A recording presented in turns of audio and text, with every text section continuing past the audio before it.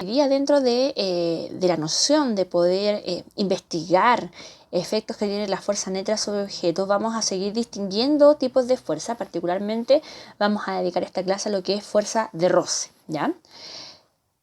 Recordemos que en la clase anterior habíamos establecido dos tipos de fuerza. Una era la fuerza normal, que básicamente es una fuerza de reacción a cuando un cuerpo entra en contacto con una superficie. Este contacto va a generar que la superficie reaccione generando una fuerza de forma perpendicular a la superficie propiamente tal. Y recordar, tercera ley de Newton, siempre en reacción, ¿ya? No tiene fórmula esta fuerza, por lo tanto habíamos distinguido que teníamos que llegar a este diagrama en donde vamos a distinguir todas las fuerzas que actúan sobre un cuerpo y vamos a ver, dado que el cuerpo está en reposo, vamos a generar algún modelo matemático que nos permita resolver la interrogante planteada. Y además considerar de que esta fuerza se simboliza con la letra N o F sub N. Habíamos visto también la fuerza de tensión, que básicamente surge cuando un cuerpo pende de una cuerda. Una cuerda ideal, chicos, importante es una cuerda ideal en el sentido de que no se estira, no pierde parte de su material, etc. ¿Ya? La reacción de este pender, de este colgar de esta cuerda, lo que va a hacer la cuerda propiamente tal, va a ser la tercera ley de Newton, va a reaccionar mediante esta fuerza nueva que se llama tensión. Igual que la fuerza normal, no tiene fórmula, por lo tanto tenemos que hacer diagrama de cuerpo libre y la vamos a simbolizar con la letra T. ¿Qué pasa con la fuerza de roce? La fuerza de roce se origina cuando un cuerpo se trata de mover sobre una superficie. A este movimiento la superficie va a contrarrestarse, va a reaccionar, tercera ley de Newton, todo el rato si se dan cuenta, tercera ley de Newton, generando esta fuerza de reacción que vamos a denominar roce. ¿De qué depende la fuerza de roce? Va a depender obviamente de cómo está este cuerpo ubicado sobre la superficie.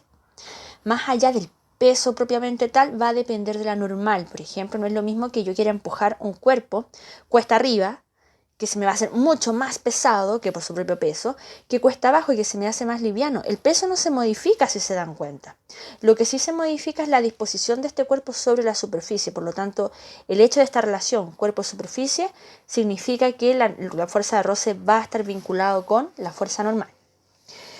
Por otro lado, cada vez que este cuerpo se coloque en movimiento, va a estar esta reacción. Importante, pónganse siempre en la imagen de cuándo me cuesta más mover un cuerpo. Cuando intento empezarlo a mover o cuando ya lo estoy moviendo.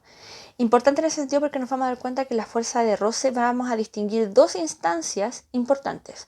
Una que va a ser una instancia estática, que es con la que vamos a trabajar permanentemente durante este periodo, y una que va a ser la instancia dinámica, en donde un cuerpo ya está en movimiento y aún así va a haber fuerza de roce. Observaciones importantes. La fuerza de roce siempre es un vector. Recuerden que la fuerza es vectorial. Se mide en Newton también. Y que siempre va a ir en forma contraria. Este vector va a apuntar siempre en contra del movimiento o del posible movimiento. Recordemos que estamos trabajando en situaciones de reposo. Sin embargo, este reposo se debe a que si yo aplico una fuerza horizontal tratando de empujar una caja, por así decirlo, para que esta fuerza no sea capaz de generar movimiento, debe haber algo que la contrarreste. En este caso es el roce. Se debe a las irregularidades, asperezas, vicisitudes que tenga la superficie de contacto con el cuerpo. Depende de ambas, depende tanto de la superficie del cuerpo propiamente tal como de la superficie sobre la cual estoy depositando el cuerpo. Por un tema de aproximación, siempre descartaríamos el roce con el aire, importante. Es decir, siempre vamos a pensar de forma permanente que estamos trabajando en el vacío, ¿ya? No existe el aire, por lo tanto, el aire no va a ser una variable que pudiese generar un roce adicional. Y siempre, chicos, recordar, toda fuerza se mide en Newton, toda fuerza es vectorial, por lo tanto, el roce se mide en Newton, tiene dirección y sentido. ¿De qué depende la fuerza de roce? Ya dijimos, depende de las superficies de contacto, depende cómo sea este contacto, por lo tanto va a depender de la fuerza normal. Por eso era importante en la clase anterior distinguir qué era fuerza normal. Además, lo que acabo de decirles yo, si yo quiero mover una caja muy grande, muy pesada, inicialmente me cuesta mucho empezar ese movimiento y cuando ya lo estoy moviendo se hace un poquito menor la fuerza que debo emplear. Y eso se debe a que la fuerza de roce va a depender de la situación en la cual estamos. Una situación inicial que puede ser de estática, en donde el roce es mayor, porque tengo como que despegar el cuerpo de la superficie, y ya cuando el cuerpo se esté moviendo, este roce es menor.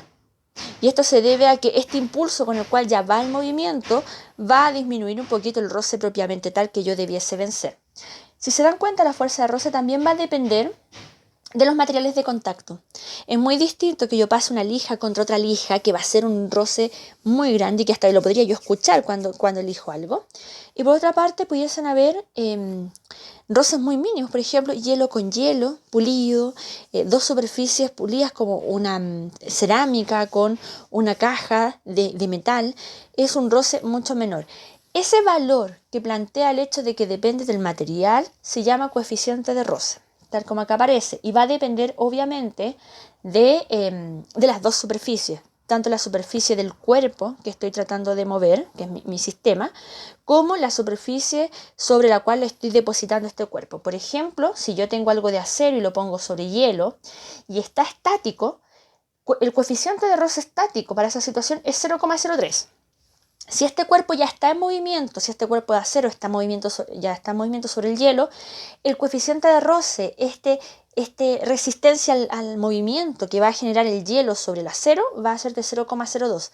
Siempre pasa esto, si se dan cuenta, el coeficiente de roce estático, que es la mu sub E, es mayor que la mu sub D, que es el coeficiente de roce dinámico, salvo en algunas coincidencias, por ejemplo, acero con teflón, teflón con teflón, que ahí el coeficiente de roce se pudiese mantener. Chicos, importante, este valor, los coeficientes de roce, son valores empíricos, se calculan bajo cierto marco modelo experimental y de forma experimental se calcula este valor. Es un coeficiente, es un número, por lo tanto no tiene unidad de medida, ¿ya? No es una magnitud propiamente tal de la física, por lo tanto no tiene dirección, no tiene sentido, no tiene unidad de medida, nada, es un numerito solamente, ¿ya? También importante, y como para que entendamos este gráfico, lo que les acabo de decir, fíjense bien en este gráfico. La barrita vertical está planteando el coeficiente de la resistencia a la fricción, es decir, la fuerza de roce. Y la barrita horizontal, que es la que está abajo, es la fuerza que yo le estoy aplicando a un cuerpo para moverlo, para intentar moverlo. ¿Qué me dice este gráfico? Me dice, estoy aplicando una fuerza que va desde los 0 hasta los 80 newton.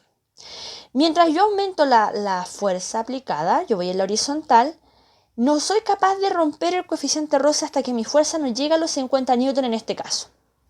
¿Por qué? Porque hasta los 50 newton yo ahí genero un quiebre en donde logro hacer que el cuerpo despegue de este reposo a un momento de movimiento propiamente tal. El hecho de que yo logre despegar el cuerpo del piso, que es en este caso a los 50 newton, cuando yo igualo mi fuerza aplicada con la fuerza de roce estático, voy a cambiar de roce estático a roce dinámico. ¿Por qué? Porque ahora el cuerpo empieza a estar en movimiento. Eso es lo que me dice este gráfico. Me dice, tú estás aplicando fuerza, sigues aplicando fuerza, a los 20 newton el roce te sigue ganando. A los 40 newton el roce estático te sigue ganando. Pero a los 50 newton llegaste al límite, en donde el roce estático se iguala con la fuerza aplicada. Y eso significa que el cuerpo empieza a moverse. Y dejamos de estar en un roce estático y pasamos a estar en un roce dinámico o cinético. Empezamos a tener movimiento, ¿ya? Importante, nosotros en qué parte de este gráfico vamos a trabajar siempre acá, en el umbral del movimiento, cuando esta fuerza se hace máxima y el roce pasa de estático a dinámico. ¿Cómo vamos a medir la fuerza de roce? Independiente del tipo de roce que sea, estático o cinemático o dinámico, siempre la fuerza de roce va a ser la multiplicación de el coeficiente de roce, que tal como lo vimos en el cuadrito anterior va a depender de mis superficies, por lo tanto es un valor que yo conozco, y de la fuerza normal que esté en esa situación planteada. Nosotros hemos trabajado solamente situaciones de carácter horizontal, en donde la normal coincide con el peso, por lo tanto estamos súper bien, en este caso siempre la normal va a ser el peso. Veamos algunos ejemplos. Dice, ¿qué fuerza de roce experimenta un cuerpo de madera que reposa sobre una superficie de madera de forma horizontal, sabiendo que su masa es de 0,5 kilogramos? Lo primero es de ver qué datos tenemos. De partida tengo el dato de que hay una masa de 0,5 kilogramos. Si a mí por ese motivo me dieran la masa en gramos, debo convertir a kilogramos. Y tengo el coeficiente de roce estático, porque dice que el cuerpo reposa, por lo tanto es coeficiente estático, de madera en madera. Madera en madera es 0,7. Tengo el cuadrito, este cuadrito es súper útil, chiquillos.